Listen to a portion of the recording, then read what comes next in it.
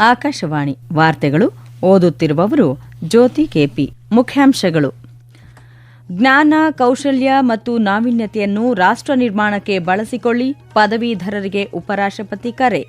ವಿಕಸಿತ ಭಾರತ ನಿರ್ಮಾಣಕ್ಕೆ ಯುವಜನರು, ಬಡವರು, ಮಹಿಳೆಯರು ಮತ್ತು ರೈತರ ಸಬಲೀಕರಣ ಅಗತ್ಯ, ಸಚಿವ ಅಮಿತ್ ಶಾ. ನೇಪಾಳಕ್ಕೆ ಸೇನಾ ಮುಖ್ಯಸ್ಥ ಜನರಲ್ ಧೀರಜ್ ಸೇಠ್ 3 ದಿನಗಳ ಭೇಟಿ, ರಕ್ಷಣಾ ಸಹಕಾರ ಮತ್ತು ಮಿಲಿಟರಿ ಬಾಂಧವ್ಯಕ್ಕೆ ಒತ್ತು. ಮತ್ತು ಟೆಸ್ಟ್ ಕ್ರಿಕೆಟ್, ಶ್ರೀಲಂಕಾ ವಿರುದ್ಧ 2ನೇ ದಿನದಾಟದ ಅಂತ್ಯಕ್ಕೆ 9 ವಿಕೆಟ್ಗೆ 460 ರನ್ ಗಳಿಸಿದ ಭಾರತ. ವಾರ್ತೆಗಳ ವಿವರ. ರಾಷ್ಟ್ರ ಮೊದಲು ಎಂಬ ತತ್ವದ ಮಾರ್ಗದರ್ಶನದಲ್ಲಿ ಪದವಿ ಪಡೆದ ವಿದ್ಯಾರ್ಥಿಗಳು ತಮ್ಮ ಜ್ಞಾನ, ಕೌಶಲ್ಯ ಮತ್ತು ನಾವೀನ್ಯತೆಯನ್ನು ರಾಷ್ಟ್ರ ನಿರ್ಮಾಣಕ್ಕಾಗಿ ಬಳಸಿಕೊಳ್ಳಬೇಕು ಎಂದು ಉಪರಾಷ್ಟ್ರಪತಿ ಸಿಪಿ ರಾಧಾಕೃಷ್ಣನ್ ಕರೆ ನೀಡಿದ್ದಾರೆ. ಚೆನ್ನೈ ಬಳಿಯ ಕಟ್ಟಂಕೂಲತೂರ್ನಲ್ಲಿರುವ ಎಸ್ಆರ್ಎಂ ವಿಜ್ಞಾನ ಮತ್ತು ತಂತ್ರಜ್ಞಾನ ಸಂಸ್ಥೆಯ 22ನೇ ಘಟಿಕೋತ್ಸವವನ್ನು ಉದ್ದೇಶಿಸಿ ಮಾತನಾಡಿದ ಅವರು, 2047ರ ವೇಳೆಗೆ ದೇಶದ ವಿಕಸಿತ ಭಾರತ ಪ್ರಯಾಣದಲ್ಲಿ ಭಾರತದ ಯುವಜನರು ಪ್ರಮುಖ ಪಾತ್ರ ವಹಿಸುತ್ತಾರೆ ಎಂದು ಹೇಳಿದರು. 2014ರಿಂದ ಉನ್ನತ ಶಿಕ್ಷಣದಲ್ಲಿ ದೇಶದ ವಿಸ್ತರಣೆಯನ್ನು ಅವರು ಎತ್ತಿ ತೋರಿಸಿದರು.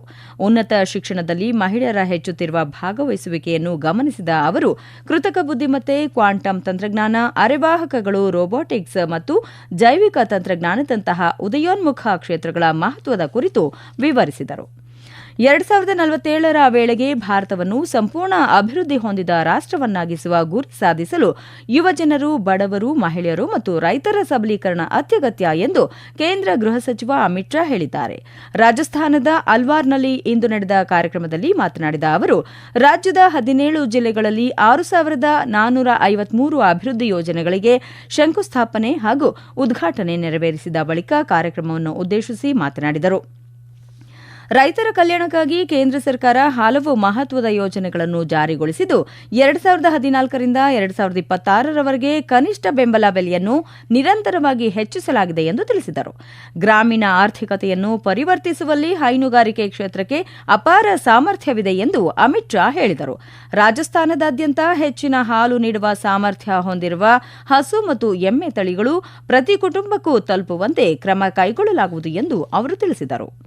ಭಾರತೀಯ ಸೇನಾ ಮುಖ್ಯಸ್ಥ ಜನರಲ್ ಧೀರಜ್ ಸೇಠ್ ಇಂದು ನೇಪಾಳಕ್ಕೆ ಅಧಿಕೃತ ಭೇಟಿ ನೀಡಿದ್ದಾರೆ.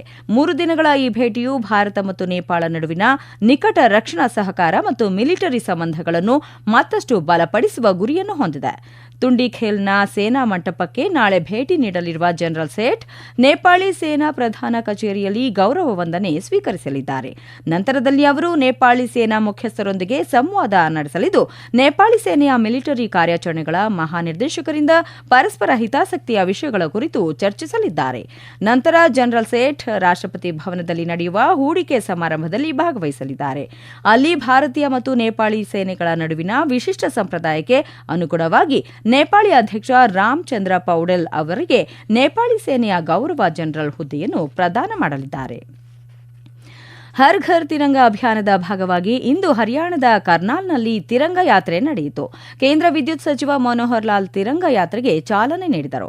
ಈ ತಿಂಗಳ 9ರಿಂದ 17ರವರೆಗೆ ದೇಶಾದ್ಯಂತ ಹರ್ ಘರ್ ತಿರಂಗ ಅಭಿಯಾನ ನಡೆಸಲಾಗುತ್ತಿದೆ. ತ್ರಿವರ್ಣ ಧ್ವಜವನ್ನು ಹಿಡಿದುಕೊಂಡು ಹೆಚ್ಚಿನ ಸಂಖ್ಯೆಯ ಜನರು ಮೆರವಣಿಗೆಯಲ್ಲಿ ಭಾಗವಹಿಸಿದರು. ಕೇಂದ್ರ ಸಚಿವರು ಸ್ವತಃ ಮೋಟಾರ್ ಸೈಕಲ್ನಲ್ಲಿ ಮೆರವಣಿಗೆಯಲ್ಲಿ ಸೇರಿಕೊಂಡರು. ಭಾಗವಹಿಸುವವರ ಉತ್ಸಾಹವನ್ನು ಹೆಚ್ಚಿಸಿದರು. ಪ್ರತಿಯೊಬ್ಬ ನಾಗರಿಕರಿಗೂ ದೇಶಭಕ್ತಿ ಮತ್ತು ರಾಷ್ಟ್ರೀಯ ಹೆಮ್ಮೆಯ ಸಂದೇಶವನ್ನು ತಿಳಿಸುವುದು ಯಾತ್ರೆಯ ಉದ್ದೇಶವಾಗಿತ್ತು. ರಾಷ್ಟ್ರೀಯ ವಿದ್ಯುನ್ಮಾನ ಮತ್ತು ಮಾಹಿತಿ ತಂತ್ರಜ್ಞಾನ ಸಂಸ್ಥೆಯು ಸೈಬರ್ ಕುಸ್ತಿ 2026 ಎಂಬ ರಾಷ್ಟ್ರೀಯ ಸೈಬರ್ ಭದ್ರತೆ ಮತ್ತು ಕೃತಕ ಬುದ್ದಿಮತ್ತೆ ಹ್ಯಾಕಥಾನ್ ಅನ್ನು ಪ್ರಾರಂಭಿಸಿದೆ. ಸೈಬರ್ ಭದ್ರತಾ ಮೌಲ್ಯಮಾಪನದಲ್ಲಿ ಮಾನವನ ತೀರ್ಪನ್ನು ಪರೀಕ್ಷಿಸಲು ಮತ್ತು ಗುರುತಿಸಲು ಈ ಹ್ಯಾಕಥಾನ್ ಅನ್ನು ವಿನ್ಯಾಸಗೊಳಿಸಲಾಗಿದೆ ಎಂದು ವಿದ್ಯುನ್ಮಾನ ಮತ್ತು ಮಾಹಿತಿ ತಂತ್ರಜ್ಞಾನ ಸಚಿವಾಲಯ ತಿಳಿಸಿದೆ. ಸೈಬರ್ ಕುಸ್ತಿ 2026ಕ್ಕಾಗಿ ನೋಂದಣಿ ನಿನ್ನೆ ಆರಂಭವಾಗಿದ್ದು, ಮುಂದಿನ ತಿಂಗಳು 10ರವರೆಗೆ ತೆರೆದಿರುತ್ತದೆ. ಭಾಗವಹಿಸುವಿಕೆ ಉಚಿತವಾಗಿದ್ದು, ತಂಡದಲ್ಲಿ 3 ವಿದ್ಯಾರ್ಥಿಗಳು ಮತ್ತು ಸ್ವತಂತ್ರ ಸಂಶೋಧಕರಿಗೆ ಇದು ಮುಕ್ತವಾಗಿದೆ ಎಂದು ಸಚಿವಾಲಯ ತಿಳಿಸಿದೆ. ಜಮ್ಮು ಮತ್ತು ಕಾಶ್ಮೀರದಲ್ಲಿ ಜಮ್ಮು ಪೂಂಚ್ ರಾಷ್ಟ್ರೀಯ ಹೆದ್ದಾರಿಯಲ್ಲಿರುವ ಬಹುನಿರೀಕ್ಷಿತ ಸುಂಗಲ್ ಸುರಂಗವನ್ನು ಸಾರ್ವಜನಿಕ ಸಂಚಾರಕ್ಕೆ ಮುಕ್ತಗೊಳಿಸಲಾಗಿದ್ದು ಈ ಮೂಲಕ ರಜೌರಿ, ಪೂಂಚ್ ಮತ್ತು ನೌಶೇರಾಗಳೊಂದಿಗೆ ಸಂಪರ್ಕಕ್ಕೆ ಪ್ರಮುಖ ಉತ್ತೇಜನವನ್ನು ಒದಗಿಸಲಾಗಿದೆ. ಕಾಲಿಧರ್ ಶ್ರೇಣಿಯ ಮೂಲಕ ಗಡಿ ರಸ್ತೆಗಳ ಸಂಸ್ಥೆ ನಿರ್ಮಿಸಿದ 2.79 ಕಿಲೋಮೀಟರ್ ಉದ್ದದ ಈ ಸುರಂಗವು ಅಸ್ತಿತ್ವದಲ್ಲಿರುವ ಮಾರ್ಗದ ಕಠಿಣ ಪ್ರದೇಶವನ್ನು ಬೈಪಾಸ್ ಮಾಡುತ್ತದೆ. ಪ್ರಯಾಣದ ದೂರವನ್ನು ಸುಮಾರು 13 ಕಿಲೋಮೀಟರ್ಗಳಷ್ಟು ಕಡಿಮೆ ಮಾಡಿ ಗಣನೀಯ ಪ್ರಯಾಣ ಸಮಯವನ್ನು ಉಳಿಸುತ್ತದೆ. ಸುಮಾರು 600 ಕೋಟಿ ರೂಪಾಯಿಗಳ ವೆಚ್ಚದಲ್ಲಿ ನಿರ್ಮಿಸಲಾದ ಈ ಸುರಂಗವು ಪ್ರಸ್ತುತ ಬೆಳಗ್ಗೆ 8 ರಿಂದ ರಾತ್ರಿ 8 ಗಂಟೆಯವರೆಗೆ ಲಘು ವಾಹನಗಳಿಗೆ ಮಾತ್ರ ತೆರೆದಿರುತ್ತದೆ. ಈ ವಾರ್ತೆಗಳನ್ನು ಆಕಾಶವಾಣಿಯಿಂದ ಕೇಳುತ್ತಿದ್ದೀರಿ. ನಮ್ಮ ಎಲ್ಲಾ ರಾಷ್ಟ್ರೀಯ ವಾರ್ತೆಗಳು ಹಾಗೂ ಪ್ರದೇಶ ಸಮಾಚಾರ ಈಗ ಆಕಾಶವಾಣಿ ನ್ಯೂಸ್ ಕನ್ನಡ ಯೂಟ್ಯೂಬ್ ಚಾನೆಲ್ನಲ್ಲಿ ಲಭ್ಯ. ನಮ್ಮ ಎಕ್ಸ್ ಖಾತೆ ಮತ್ತು ಇನ್ಸ್ಟಾಗ್ರಾಂ ಖಾತೆ ಆಕಾಶವಾಣಿ ನ್ಯೂಸ್ ಕನ್ನಡ. ಹೆಚ್ಚಿನ ಮಾಹಿತಿಗಾಗಿ ನಮ್ಮ ಫೇಸ್ಬುಕ್ ಖಾತೆ AIR ಕನ್ನಡ ನ್ಯೂಸ್ ಅನುಸರಿಸಿ. ಮಾಹಿತಿಯ ಹೂರಣ ವಾರದ ಕಾರ್ಯಕ್ರಮ ಪ್ರಚಲಿತ ವಿದ್ಯಮಾನ ಪ್ರತಿ ಬುಧವಾರ 9:15ಕ್ಕೆ.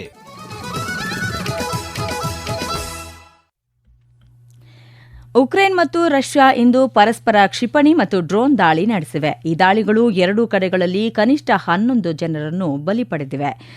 ರಷ್ಯಾದ್ಯಂತ ಉಕ್ರೇನ್ ನೂರಾರು ಡ್ರೋನ್ಗಳನ್ನು ಹಾರಿಸಿದ್ದು 6 ಜನರು ಬಲಿಯಾಗಿದ್ದಾರೆ. ಡ್ರೋನ್ ದಾಳಿಗಳು 3 ಪಟ್ಟಣಗಳನ್ನು ಗುರಿಯಾಗಿಸಿಕೊಂಡಿದ್ದವು. 150ಕ್ಕೂ ಹೆಚ್ಚು ಡ್ರೋನ್ಗಳನ್ನು ಒಳಗೊಂಡ ಈ ದಾಳಿಗಳು ಹಲವಾರು ಮನೆಗಳು ಮತ್ತು ರೈಲ್ವೆ ನಿಲ್ದಾಣವನ್ನು ಹಾನಿಗೊಳಿಸಿದವು. ರಷ್ಯಾದ ರಕ್ಷಣಾ ಸಚಿವಾಲಯವು ರಾತ್ರಿಯಿಡೀ 822 ಉಕ್ರೇನಿಯನ್ ಡ್ರೋನ್ಗಳನ್ನು ನಾಶಪಡಿಸಿದೆ ಎಂದು ಹೇಳಿದೆ. ಏತನ್ಮಧ್ಯೆ ಉಕ್ರೇನ್ನಲ್ಲಿ ರಷ್ಯಾದ ದಾಳಿಗಳು 5 ಜನರನ್ನು ಬಲಿ ಪಡೆದಿವೆ. ರಷ್ಯಾ ದಾಳಿಗಳು ಕ್ರಿವಿ ರಿಹ್ನಲ್ಲಿರುವ ಲೋಹಶಾಸ್ತ್ರೀಯ ಸ್ಥಾವರ ಮತ್ತು ಕೈವ್ನಲ್ಲಿರುವ ಹಲವಾರು ಮಿಲಿಟರಿ ಕೈಗಾರಿಕಾ ಸೌಲಭ್ಯಗಳನ್ನು ಗುರಿಯಾಗಿಸಿಕೊಂಡಿದ್ದವು ಎಂದು ರಷ್ಯಾದ ರಕ್ಷಣಾ ಸಚಿವಾಲಯ ತಿಳಿಸಿದೆ. ದಕ್ಷಿಣ ಏಷ್ಯಾ ಮುಕ್ತ ವ್ಯಾಪಾರ ಒಪ್ಪಂದ ಸಾಫ್ಟಾದ ದುರ್ಬಳಕೆ ಮಾಡಿಕೊಂಡು ದಕ್ಷಿಣ ಪೂರ್ವ ಏಷ್ಯಾದ ಅಡಿಕೆಯನ್ನು ಬಾಂಗ್ಲಾದೇಶ ಮೂಲದ್ದು ಎಂದು ಸುಳ್ಳು ಘೋಷಣೆ ಮಾಡಿ ಭಾರತಕ್ಕೆ ಅಕ್ರಮವಾಗಿ ಆಮದು ಮಾಡಿಕೊಳ್ಳುತ್ತಿದ್ದ ಬೃಹತ್ ಜಾಲವನ್ನು ಕಂದಾಯ ಗುಪ್ತಚರ ನಿರ್ದೇಶನಾಲಯ DRI ಭೇದಿಸಿದೆ. ಈ ಕುರಿತು ಕೇಂದ್ರ ಹಣಕಾಸು ಸಚಿವಾಲಯ ಮಾಹಿತಿ ನೀಡಿದ್ದು, ಈವರೆಗೆ ನಡೆದಿರುವ ತನಿಖೆಯಲ್ಲಿ 2,500 ಕೋಟಿ ರೂಪಾಯಿಗೂ ಅಧಿಕ ಕಂದಾಯ ನಷ್ಟವಾಗಿರುವುದು ಕಂಡುಬಂದಿದೆ. ಪ್ರಕರಣಕ್ಕೆ ಸಂಬಂಧಿಸಿದಂತೆ ಇದುವರೆಗೆ 9 ಜನರನ್ನು ಬಂಧಿಸಲಾಗಿದೆ ಎಂದು ಸಚಿವಾಲಯ ತಿಳಿಸಿದೆ.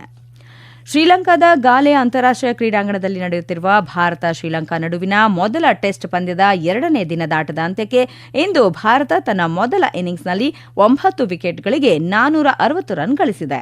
ಮೊದಲ ದಿನವಾದ ನಿನ್ನೆ ಭಾರತ 288 ರನ್ಗಳಿಗೆ 2 ವಿಕೆಟ್ ಕಳೆದುಕೊಂಡಿತ್ತು. ಇಂದಿನ ದಿನದಾಟದ ಅಂತ್ಯಕ್ಕೆ ಭಾರತದ ಪರವಾಗಿ ದೇವದತ್ ಪಡಿಕ್ಕಲ್ 167 ರನ್ ಗಳಿಸಿದರೆ ಧ್ರುವ್ ಜುರೇಲ್ 51 ರನ್ ಗಳಿಸಿ ತಮ್ಮ ವಿಕೆಟ್ ಒಪ್ಪಿಸಿದರು. ಕುಲ್ದೀಪ್ ಯಾದವ್ ಮತ್ತು ಪ್ರಸಿದ್ಧ ಕೃಷ್ಣ ಪ್ರಸ್ತುತ ಕಣದಲ್ಲಿದ್ದಾರೆ. ಶ್ರೀಲಂಕಾ ಪರವಾಗಿ ಪ್ರಭತ್ ಜಯಸೂರ್ಯ 4 ವಿಕೆಟ್ ಪಡೆದರೆ ಕೇಶರ ನುವಾಂಥ 3 ವಿಕೆಟ್ ಗಳಿಸಿ ಮಿಂಚಿದರು. ನವದೆಹಲಿಯ ಇಂದಿರಾ ಗಾಂಧಿ ಕ್ರೀಡಾಂಗಣದಲ್ಲಿ ನಾಳೆಯಿಂದ ಇದೇ 23ರವರೆಗೆ BWF ವಿಶ್ವ ಬ್ಯಾಡ್ಮಿಂಟನ್ ಚಾಂಪಿಯನ್ಶಿಪ್ ನಡೆಯಲಿದೆ. 2009ರ ನಂತರ ಭಾರತವು ಈ ಕೂಟಕ್ಕೆ ಆತಿಥ್ಯ ವಹಿಸುತ್ತಿರುವುದು ಇದು 2ನೇ ಬಾರಿಯಾಗಿದೆ. 2011ರಿಂದ ಭಾರತವು ಪ್ರತಿ ಆವೃತ್ತಿಯಲ್ಲೂ ಕನಿಷ್ಠ 1 ಪದಕ ಗೆಲ್ಲುತ್ತಾ ಬಂದಿದ್ದು ಈವರೆಗೆ ಒಟ್ಟು 14 ಪದಕಗಳನ್ನು ಪಡೆದುಕೊಂಡಿದೆ. ಈ ಬಾರಿಯ ಪಂದ್ಯಾವಳಿಯಲ್ಲಿ PV ಸಿಂಧು, ಲಕ್ಷ್ಯ ಸೇನ್ ಹಾಗೂ ಡಬಲ್ಸ್ನಲ್ಲಿ ಸಾತ್ವಿಕ್ ಸಾಯಿರಾಜ್, ಚಿರಾಗ್ ಶೆಟ್ಟಿ ಜೋಡಿ ಭಾರತದ ಪ್ರಮುಖ ಪದಕದ ಭರವಸೆಯಾಗಿದ್ದಾರೆ. ಮಹಿಳೆಯರ ಡಬಲ್ಸ್ನಲ್ಲಿ ತ್ರಿಷಾ ಜಾಲಿ ಮತ್ತು ಗಾಯತ್ರಿ ಗೋಪಿಚಂದ್ ಹಾಗೂ ಮಿಶ್ರ ಡಬಲ್ಸ್ನಲ್ಲಿ ಧ್ರುವ್ ಕಪಿಲಾ ಮತ್ತು ತನಿಷಾ ಕ್ರಾಸ್ಟೋ ಸ್ಪರ್ಧೆಯಲ್ಲಿದ್ದಾರೆ. ಭಾರತಕ್ಕೆ ಪುದುಚೇರಿ ಕೇಂದ್ರಾಡಳಿತ ಪ್ರದೇಶವನ್ನು ಏಕೀಕರಿಸಿದ ನೆನಪಿಗಾಗಿ ಇಂದು ಪುದುಚೇರಿ ಡಿ ಜ್ಯೂರ್ ವರ್ಗಾವಣೆ ದಿನವನ್ನು ಆಚರಿಸಿತು. 1954ರಲ್ಲಿ ಭಾರತದೊಂದಿಗಿನ ವಿಲೀನದ ಐತಿಹಾಸಿಕ ಜನಾಭಿಪ್ರಾಯ ಸಂಗ್ರಹಣೆ ನಡೆದ ಕಿಜೂರ್ ಪ್ರದೇಶದಲ್ಲಿ ಪುದುಚೇರಿ ಗೃಹ ಸಚಿವ ಎ ನಮಃಶಿವಾಯಂ ರಾಷ್ಟ್ರೋಧ್ವಜಾರೋಹಣ ನೆರವೇರಿಸಿದರು. ಪೆಸಿಫಿಕ್ ದ್ವೀಪ ರಾಷ್ಟ್ರ ಹವಾಯಿಯಾದ್ಯಂತ ಲಾಲಾ ಚಂಡಮಾರುತ ಚಲಿಸುತ್ತಿರುವುದರಿಂದ ಬಲವಾದ ಗಾಳಿ ಮತ್ತು ಧಾರಾಕಾರ ಮಳೆಯಾಗಿದೆ. ಲಾಲಾ ಚಂಡಮಾರುತದ ಪರಿಣಾಮವಾಗಿ ಗಂಟೆಗೆ ಗರಿಷ್ಠ 120 ಕಿಲೋಮೀಟರ್ ವೇಗದಲ್ಲಿ ಗಾಳಿ ಬೀಸುತ್ತಿದ್ದು 63 ಸೆಂಟಿಮೀಟರ್ಗಳವರೆಗೆ ಮಳೆಯಾಗುವ ಸಂಭವವಿದೆ ಎಂದು ವರದಿಯಾಗಿದೆ. FIH ಮಹಿಳಾ ಹಾಕಿ ವಿಶ್ವಕಪ್ನಲ್ಲಿ ಭಾರತೀಯ ಮಹಿಳಾ ತಂಡ ಚೀನಾ ವಿರುದ್ಧದ ಪಂದ್ಯದೊಂದಿಗೆ ತನ್ನ ಅಭಿಯಾನ ಆರಂಭಿಸಿದೆ.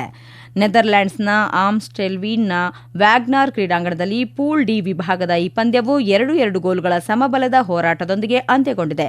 ಭಾರತದ ಪರವಾಗಿ ನವನೀತ್ ಕೌರ್ ಮತ್ತು ದೀಪಿಕಾ ತಲಾ 1 ಗೋಲು ಗಳಿಸಿದರು. ಕೊನೆಯಲ್ಲಿ ಮತ್ತೊಮ್ಮೆ ಮುಖ್ಯಾಂಶಗಳು. ಜ್ಞಾನ, ಕೌಶಲ್ಯ ಮತ್ತು ನಾವೀನ್ಯತೆಯನ್ನು ರಾಷ್ಟ್ರ ನಿರ್ಮಾಣಕ್ಕೆ ಬಳಸಿಕೊಳ್ಳಿ, ಪದವೀಧರರಿಗೆ ಉಪರಾಷ್ಟ್ರಪತಿ ಕರೆ. ವಿಕಸಿತ ಭಾರತ ನಿರ್ಮಾಣಕ್ಕೆ ಯುವಜನರು, ಬಡವರು, ಮಹಿಳೆಯರು ಮತ್ತು ರೈತರ ಸಬಲೀಕರಣ ಅಗತ್ಯ, ಸಚಿವ ಅಮಿತ್ ಶಾ. ನೇಪಾಳಕ್ಕೆ ಸೇನಾ ಮುಖ್ಯಸ್ಥ ಜನರಲ್ ಧೀರಜ್ ಸೇಠ್ 3 ದಿನಗಳ ಭೇಟಿ, ರಕ್ಷಣಾ ಸಹಕಾರ ಮತ್ತು ಮಿಲಿಟರಿ ಬಾಂಧವ್ಯಕ್ಕೆ ಒತ್ತು. ಮತ್ತು ಟೆಸ್ಟ್ ಕ್ರಿಕೆಟ್, ಶ್ರೀಲಂಕಾ ವಿರುದ್ಧ 2ನೇ ದಿನದಾಟದ ಅಂತ್ಯಕ್ಕೆ 9 ವಿಕೆಟ್ಗೆ 460 ರನ್ ಗಳಿಸಿದ ಭಾರತ. ಇಲ್ಲಿಗೆ ವಾರ್ತಾ ಪ್ರಸಾರ ಮುಕ್ತಾಯವಾಯಿತು. ನಮ್ಮ ಮುಂದಿನ ವಾರ್ತಾ ಪ್ರಸಾರ ನಾಳೆ ಬೆಳಗ್ಗೆ 7:05 ನಿಮಿಷಕ್ಕೆ.